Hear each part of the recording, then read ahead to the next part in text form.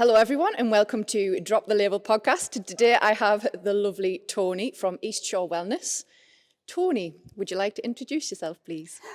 Yes, so I am Toni. I have my own personal training facility over in Seaham to help women gain confidence in their mind and body and work in private basically.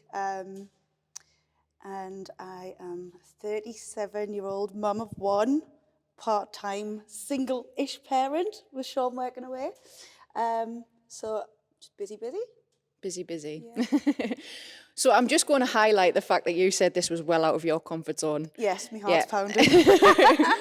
So I always find that sometimes it's better to put it out there that you are a little bit nervous just so that then you can move past it. Yeah. Yeah. So if I'm deep breathing, I'm not out of breath because I'm exercising. It's because I'm nervous.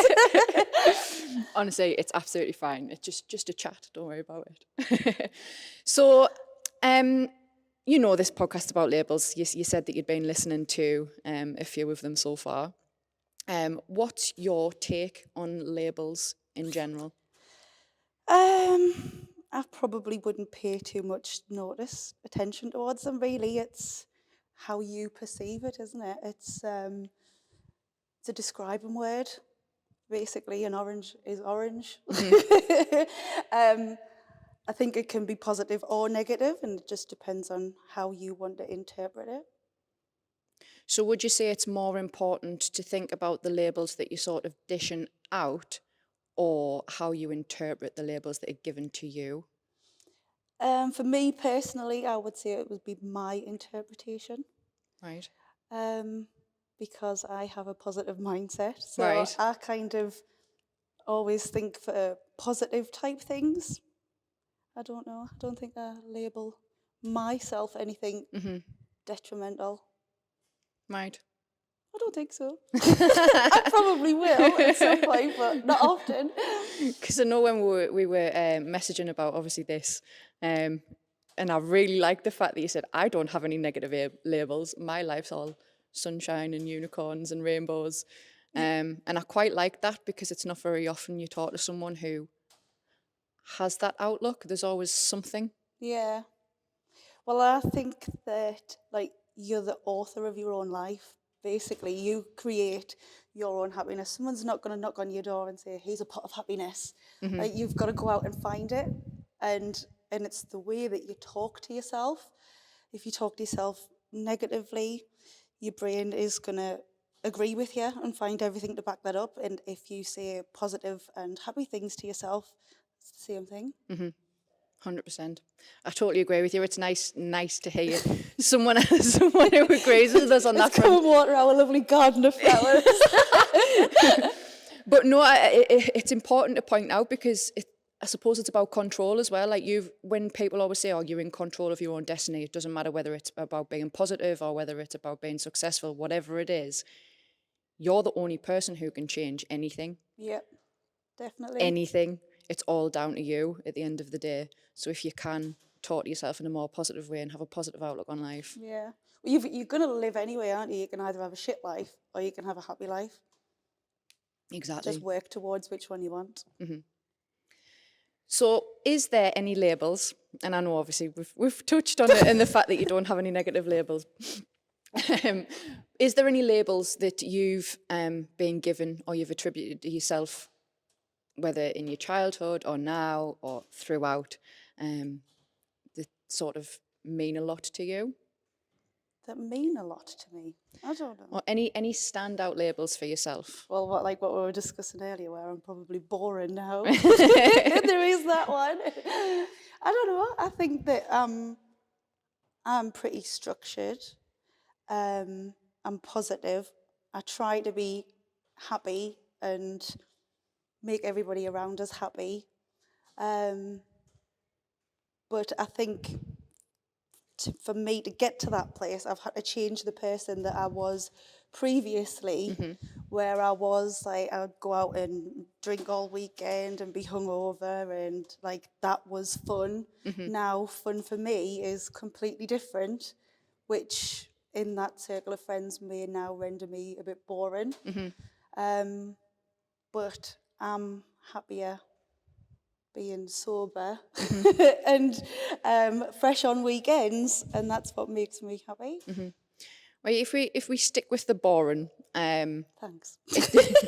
not no no no no no no no, not like I'm calling you boring. I mean as a topic, because it just goes to show how important interpretation of it is. And I mean, boring to you or boring to your friends isn't necessarily what's boring to you. So you know, you've taken the positive element of the fact that your friends are calling you boring, but you've reversed it in your head of, well, no, I'm actually happy. You can call us boring all you want, but I'm happy doing what I'm doing. Like I put a social media post on a few weeks ago of like a Friday night in bed with a cup of tea and a book, and I said, "Is this your idea of heaven or hell? Like a perfect night or a terrible night?" And for me, I'm like, "Oh, it's Friday, child free. I can just sit in bed and have a nice room and a lovely cup of tea, and then wake up nice and fresh in the morning." And some people be like, "I couldn't think of no worse." And then for me, waking up on a Saturday morning, like hanging out your backside, that's my idea of absolute torture. Whereas other people will be like, but I had a good night last night. So it's just kind of payback for the bit of the good night. Now, doesn't it? Different people perceive different words differently, don't they? Yeah. So boring to me and you could probably be being hungover as the worst case scenario, and boring to another person could be sitting in bed on a Friday night with a cup of tea. Yeah. Definitely. So how do you live with the fact that your friends might consider you boring? Like, do you let it bother you at all, or are you literally just like, nope, I am No, confident in where I because am? I do have quite a small circle of friends, and as long as we're all there for each other when we when we need each other, that's all that matters, because they've got, like, every group of friends has got another group of friends, haven't they? So like I've got like two best friends, and you know, Claire, she's not very good at drinking like I am now, whereas the other friend, she loves that side of it, but she's got a circle of friends that she can do that with.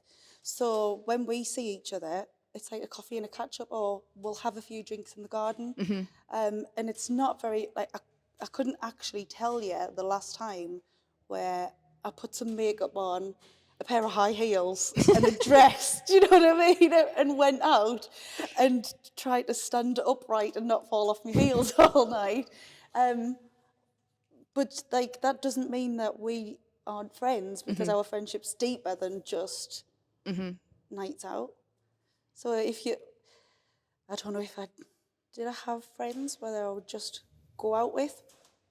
Probably not.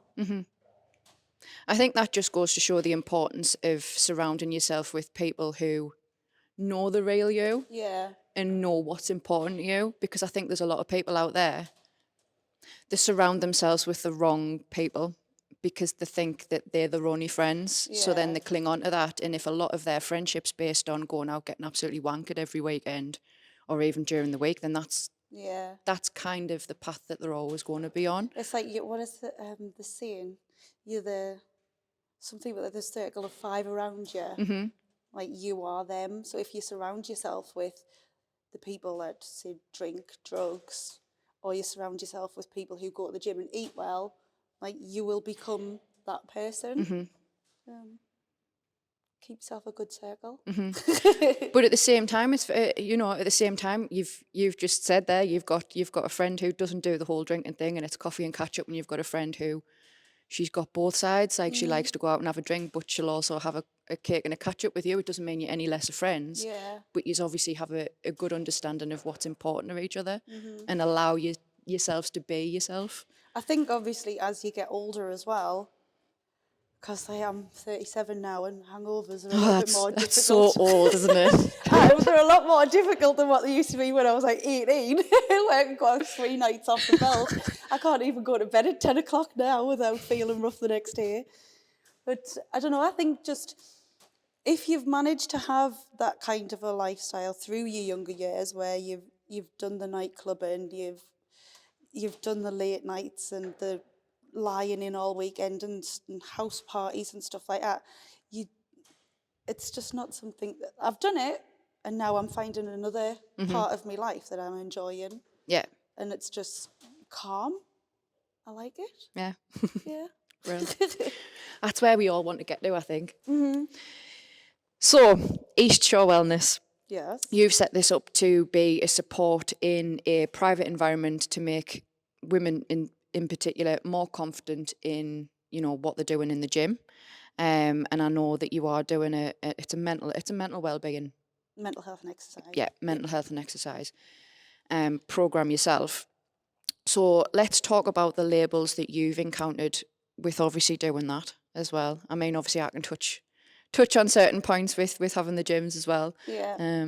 So yeah, what labels have you had with that? So I think probably the first thing is mental health and exercise coach. Everybody thinks I've got to have some sort of mental health issue to go there. And it's not, we all have mental health, just like we all have physical health. Yeah. And it's to ensure that you have a good state of mental health. So I try to focus finding good in exercise, finding that it is literally not a case of punishing your body for the dislike of it. It's pushing your mind through different levels of, I can't do this. Oh, actually, I've done it. And they're just finding that, like, a little bit of happiness in themselves when they found that they couldn't do something, and if they try, they can. And then that can then be applied throughout different scenarios in their lives. Like me, for example, I'm pushing myself out of my comfort zone, and I'm sitting here, I'm shitting myself still. But it's like, it's all just, it's learning something new, isn't it? And it's finding what levels that you can push yourself to, just with a little bit of help. Yeah. Because it's so easy to sit inside your comfort zone, but nothing happens in there. Nothing changes inside your comfort zone. It's when you step outside of it. And sometimes you just need a little bit of a push. Like, are you coming on my podcast? No. Maybe later down the line. And then he messages us. Sarah said, you're this big message. I'm up here now. And I'm like, oh, shit. Do you know what? Like, when I booked London the other week, I am not going to keep saying, I'll do it when. Just do it.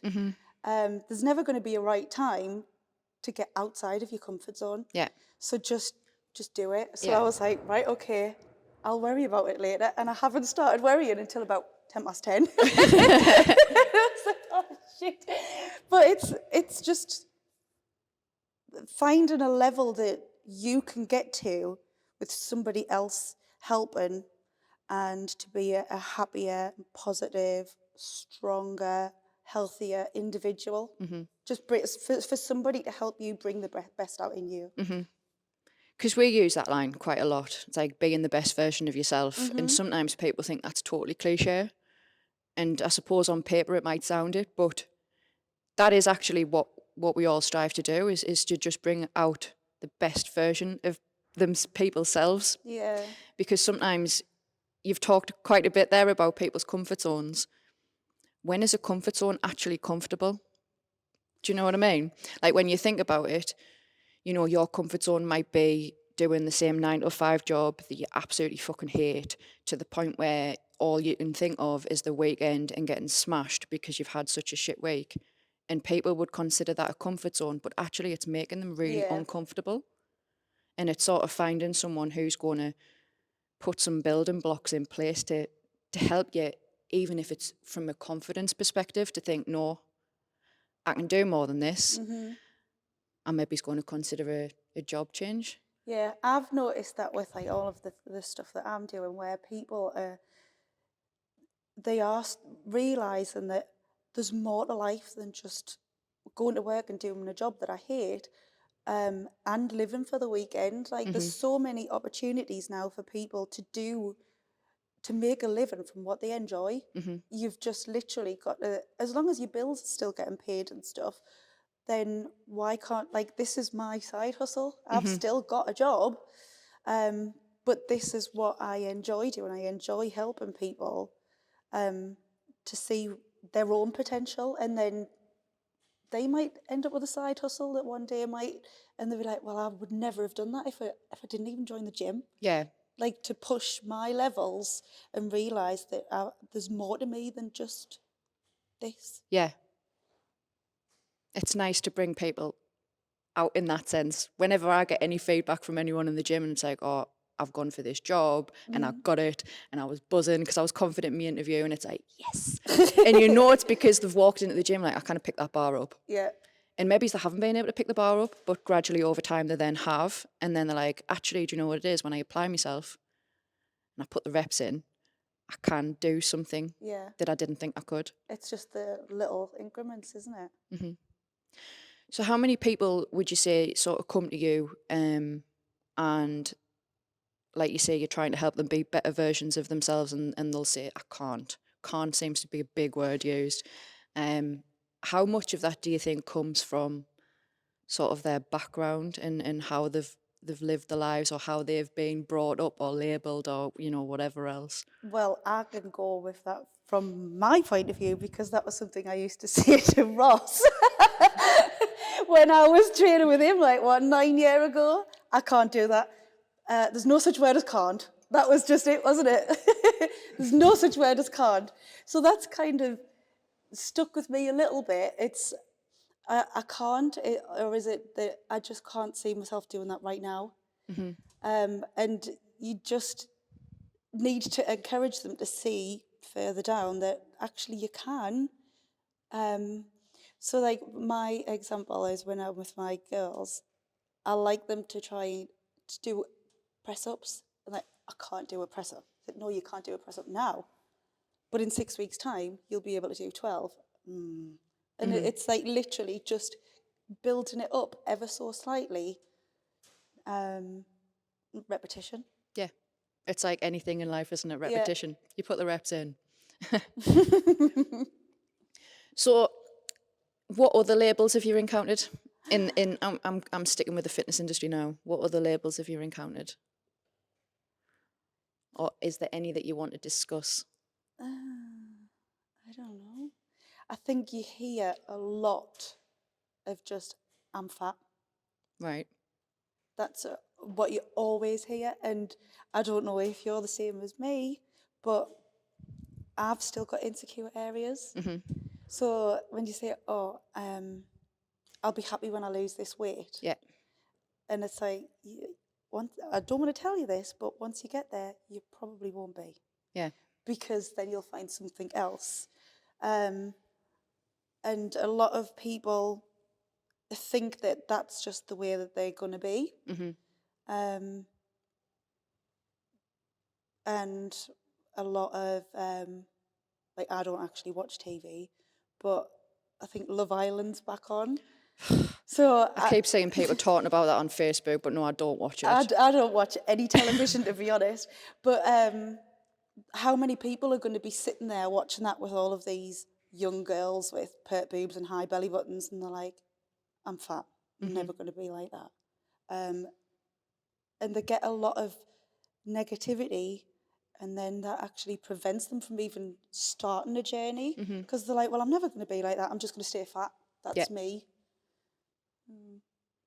Don't know, but It's quite a sad one, really, because if you look at Love Island, I did see someone kicking off about it, saying that they've been massively criticised for the types of people that they get on. And I was like, you're watching this though, you're choosing to watch it, knowing full well the types of people that they get on, because it makes telly. Yeah, it's and like car crash telly, isn't it? And that's what you've got to think of it as. And they put all these people on Love Island to what's even the point of Love Island? Is it to find a relationship or something? I couldn't tell you. They're shagging them, and then the next night they're shagging someone else. You're chatting on, what's Love Island about? I've seen it quite a bit on social media where they're like, they are starting to get a bit scrutinised for it, for putting like perfect figures on, something that's unachievable, especially to like the younger age, like say 18-year-olds and things like that, where that's what they aspire to be. And like, I can get on telly and make money as long as I've got an immaculate figure. So how do I get an immaculate figure? Well, eat next to out and run. Yeah. Probably half the time, isn't it? I don't think there's enough on television of teaching people like the basics of nutrition and things like that. Yeah. I think that's a lot of things that I find is like when I'm coaching a girl at the moment, and she's lost a stone in 3 weeks, and I'm like, how have you done that? And she's like, well, I've just been doing what you told us to. Eating more, drinking more water, and I'm moving. Yeah. And she understands food groups. And I think that there's the whole where someone will have like a couple of biscuits and then the fucking button's pressed. It's like, I've just ruined my day. Yeah. I might as well ruin the rest of it. And it's like, well, no, you don't. Just those are your carbs. Yeah. Then have some protein, have some fats. Yeah. Even it out. Yeah.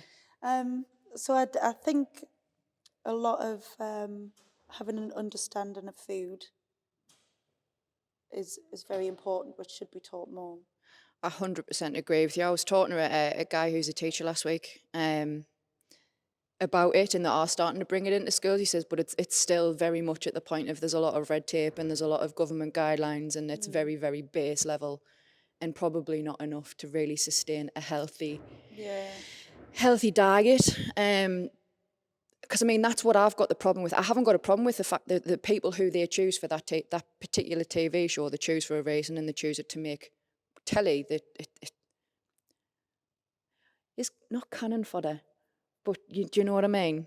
Like there's a certain type of people who they chuck into that environment, in that situation, to make good telly, and everyone fucking laps it up and they watch it week after week, and I just don't understand. And then they're through into stardom.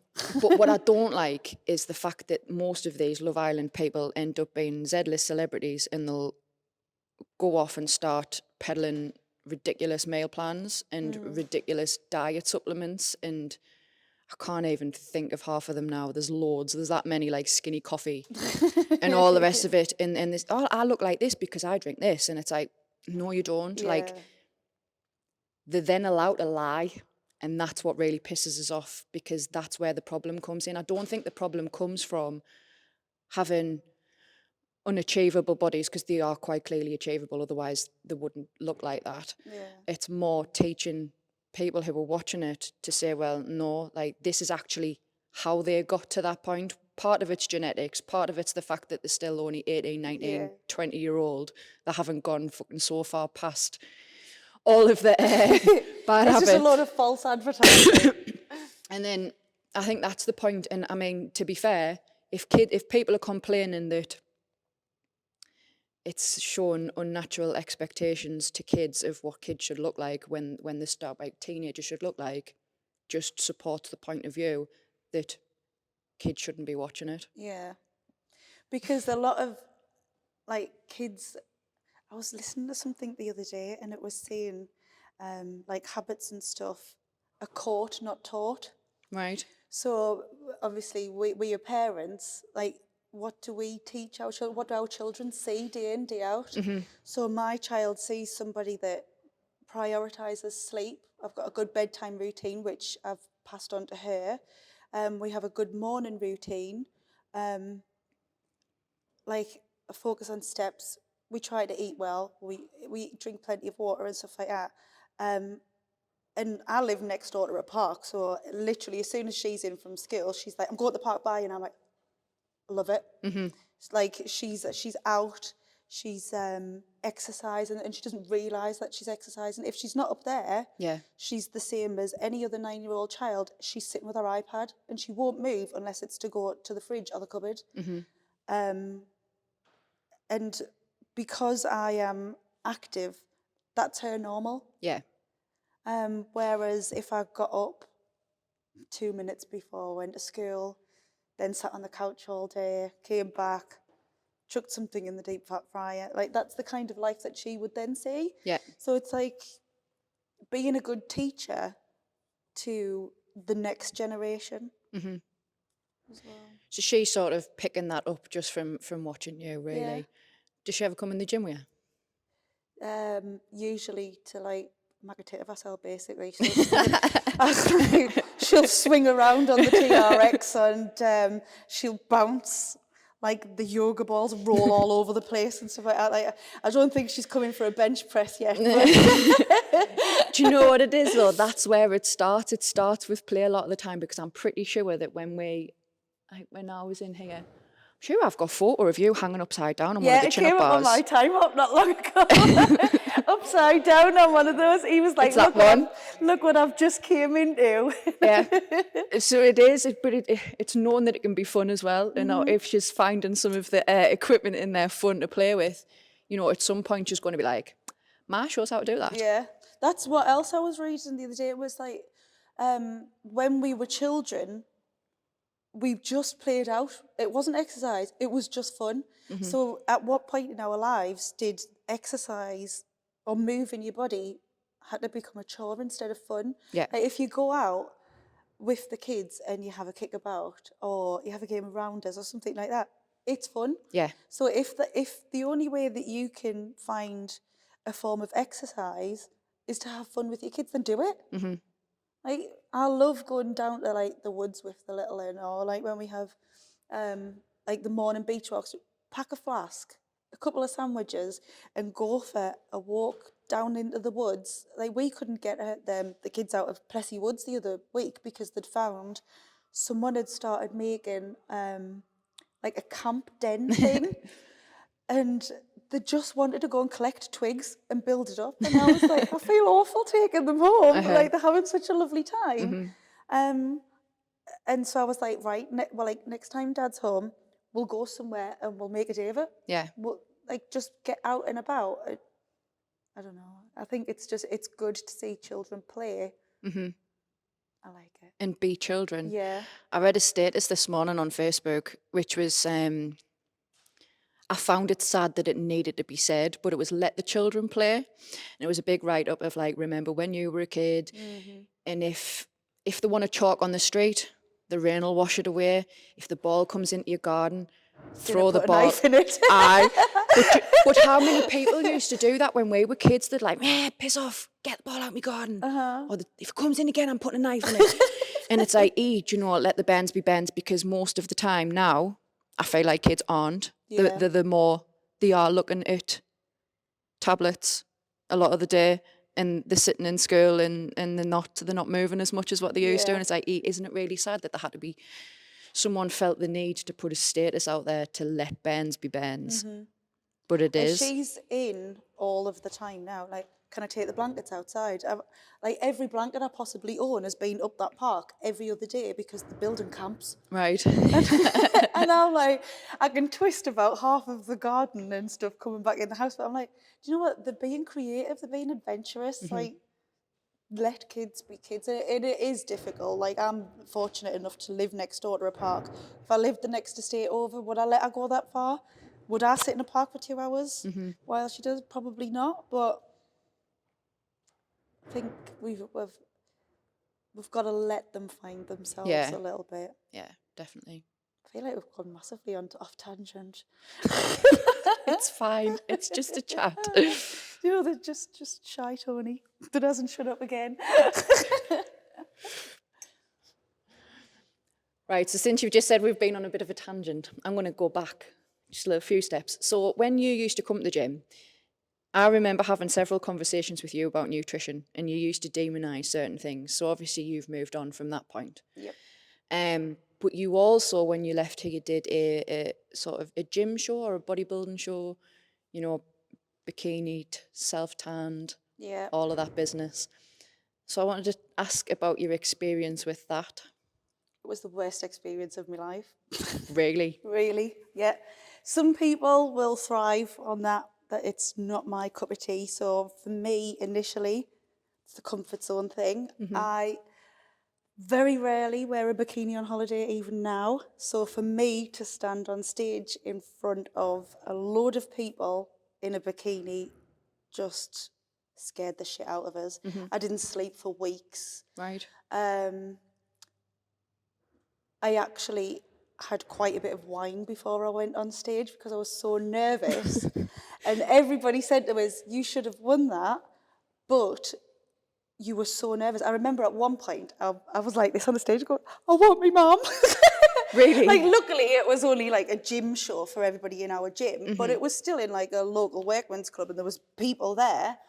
And it just made me feel so vulnerable that I was being judged on my body. Right. So because I am so scared of how people perceive me, I literally, it was unreal. I was living on like chicken and steam fresh vegetables. Hardly anything. I would be training hard every day, getting all my steps in, and then I actually even had a spinning bike in my living room where once I got the little into bed, I would sit on the bike with a waist trainer on, like, do you know what I mean? All this shit. Just pissing of sweat for the next 90 minutes until it was time to go to bed. And it was, I hated every minute of it. It put us in a really bad place because now I say no to things like going out and drinking and stuff like that because that's my choice. Then I was saying no to eating out, drinks, socialising with friends, doing anything because I daresn't eat anything. Right. I'm probably not far off that shape then what I am now. And like I have pizza every week, I have chocolate. I don't deprive myself of anything. But back then, all I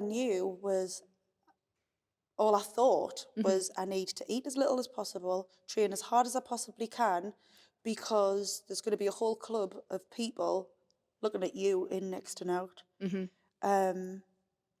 And like Sean saw the change in us, Kirsty saw the change in us, and like Kirsty actually said to us, I'm never going to allow you to do anything like this again.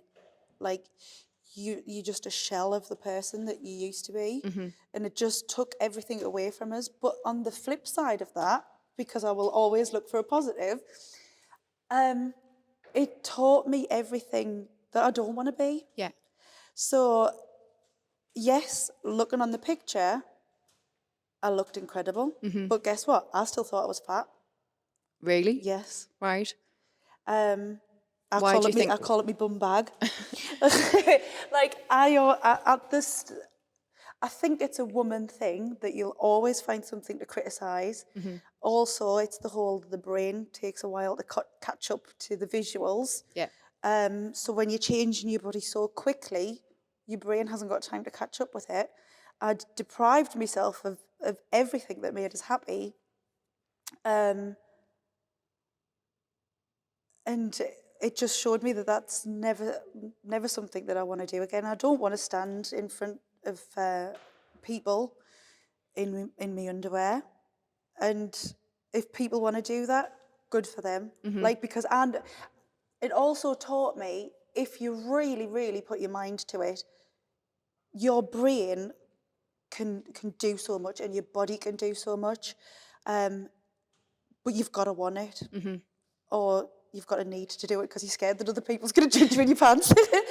But there's a lot of things that you can take away. So I did learn a lot of lessons from it. And I still have the pictures in my dressing room. And I'll look at them and I'll go, yeah, you look good. But what isn't perceived on that picture is how I felt. Yeah.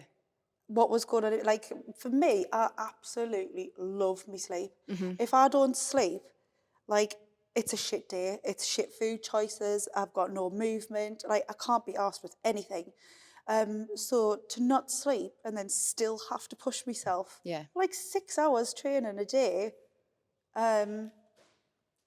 I like to keep that reminder there of just because on paper or on a photo you've got a good body, it doesn't portray everything. I think you said earlier on that you were talking about the label fat and how people will view themselves as fat, and when I lose a bit of weight, I'll be happy. And you says, like, more than likely when you get to a point where you think you'll be happy, you'll find something else to complain about. You'll find something else in yourself that you're going to criticise and latch onto.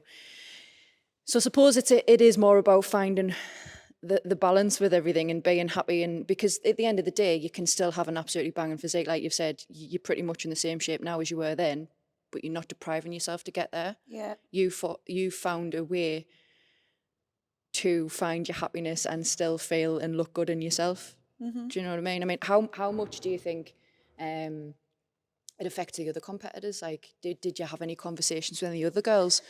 Well, one of the other girls is still one of my really good friends, and she went on to do competitions. Right, So she thrives on it. right. She doesn't do it anymore. And one of my other friends, who is like absolutely fantastic, and I actually spoke to her when we were in the gym. I said, like, what's it done for your mental health? And she's like, I'm fucked. She's like, because when you see yourself so lean, anything after that, your head's just mashed, because then you've seen that, you kind of can't unsee, like when you've had like six-pack abs and your veins is popping out and you're winning shows and stuff like that, and then 2 weeks later, because you haven't reverse dieted correctly, you've gained a stone of bloat, and you're like, fuck. And I think it's not spoken about. Yeah. Mental health is something that is kind of a taboo subject, but once you start talking about it, you'll find that there's a lot of people that go through the same problems, and sometimes you just need to talk about it. So, because I was like, I'll never do it because my head was mashed up. I hated it. Yeah. And then she was like, yeah, my mental health's knackered. Like, I feel fat when I put 4 pounds on. Like, I feel like a different person. So there's probably a lot of poor mental health comes out of bodybuilding, the competitions wise, that's not really spoke about. Yeah, I definitely think it's the whole thing of being able to talk about it, because I know I went through a phase, and I spoke about it with Ross before. Like, when I had the burn, I obviously went home. I was quite isolated. You know, I was looking after my baby, and you expect to be a bit overweight after having a child. But I'd seen other PTs in the area, females, who had literally snapped back straight in a six-pack again. And I was saying to him, like, it's like I've totally lost my identity, because I totally identified with, it's Sarah from the gym with the abs. And I was always Sarah from the gym with the abs, with Valerie vein on my bicep. And that was me. And it took a while to sort of, it probably still does every now and again kick back in. Like I said to Ross, from week 1 of doing these podcasts to now, right, I can see my chin creeping in. Do you have to do walking podcasts for the future? It's like, no, because I decided at the same time that I was going to do a bit of a bulk, and I wanted to put some of my muscle mass back on that I hadn't regained since having the burn. But then at the same time, sometimes I'll watch these back and I'm like, fuck, I've got a double chin here. I'm just going to sit like this, sit like that, and take a selfie from that angle. And it's a hard one, because you never want people to see that, but there's a purpose behind why I'm doing it. And I think people have got to realise the purpose behind what it is that they're doing. Yeah. You know, if you're going to do a bodybuilding competition, you've got to think of the process that you're going through and think about why it is that you're doing it. Is it to push you out of your comfort zone, to give you something to focus on? Is it something to see how far you can get in yourself, but then springboard from that as a positive experience? Because I would say probably for you, I mean, tell us if I'm wrong, but you probably learned quite a lot from a nutrition perspective going through that process, and probably learned a lot about yourself to then want to go into the mental health side of things and being a coach and helping people realise that there's a fine balance and there's a fine line between being happy with yourself physically, but then being happy with yourself mentally. Yeah, I think, like, it came up on my time hop this morning about going to the gym, and this was like 13 years ago. So I'm thinking, like, how much has the gym environment, my environment, has it evolved over that 13 year? So it's like 13 years ago, women hardly ever touched weights. It was all women go to the cardios, the boys go to the big boy section. The big boy section. Or try to be big boy section. And I didn't know anything about nutrition. And I've learned so much over the years. And I think it is becoming more obvious as well. It's easier to understand. I don't know whether it's because that's my knowledge area.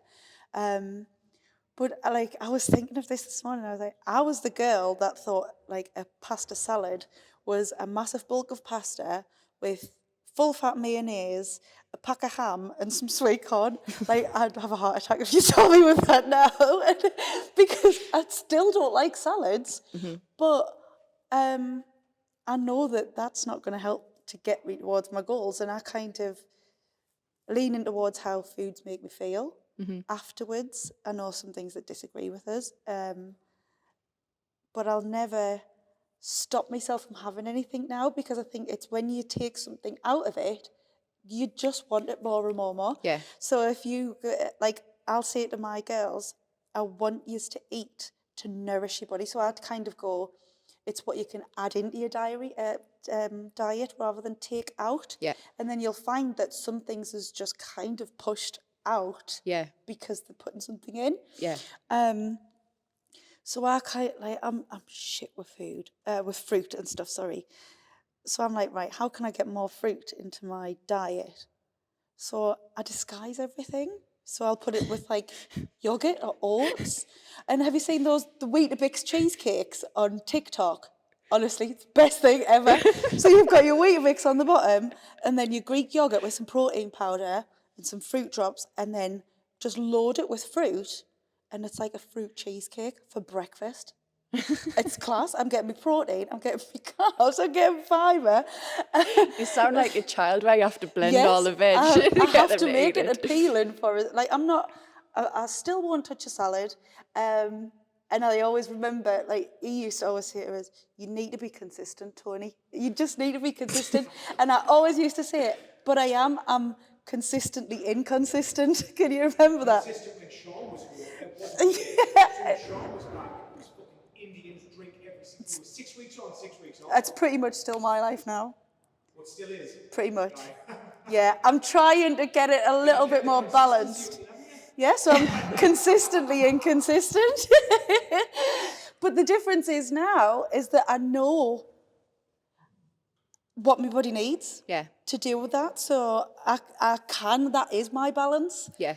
And don't get us wrong, it's taken me 13 years to find it out, which is also another reason why I want to do this, because something that's taken me 13 years to learn, if I can teach somebody that in 12 weeks, then I'm a happy girl. Oh, hugely, hugely. It's good to know that you've come such a long way and you learn so much over a long period of time, and then you think, I can actually teach someone else this in a shorter period of time. And it might not completely sink in, but it sets the cogs working so they are more mindful over what it is that they're doing, and then they do start making habit changes, and then it becomes a part of their life, and it's not a chore, and they're not restrictive. And it's like food prep. Like, I swear by food prep. And then when you get like a new kind, you like prep your meals, right? Bang them in the freezer, and they're like, oh, I haven't got time for that. I was like, but for me, so I'll do it on a Sunday, and it'll take us, say, 2.5 hours, 3 hours from prepping it, making it, tidying up, done. But then I'm only messing the kitchen up once. Like, that's why I do it. Because I hate tidying it up. I hate, like, washing dishes and stuff like that. And I'm like, so it's saving time throughout the week. And then once you start teaching that to people and they take it on board, so like I'm training my mum now, and I'm like, prep your food. She used to work all day and not eat. Now she's prepping her food and taking food to work with her. Yeah. And she's like, it's so much easier. Like, I'm feeling more energetic, and I don't need to think about my foods. And I'm only messing the kitchen once. Yeah. So anything that can make life easier. Winner, winner. Yeah. So I'm a bit conscious of time. Yes. So I normally wrap this up with one final question. If you were to eradicate a label completely from the face of the earth, what would it be and why? Oh, I don't know. A label. you've got us stumped. I have, haven't I? Yeah. I can see the tumbleweed. I don't know. It's probably not a label, it's more of an emotion, but I think sadness. Right. I think everybody deserves to be happy. Mhm.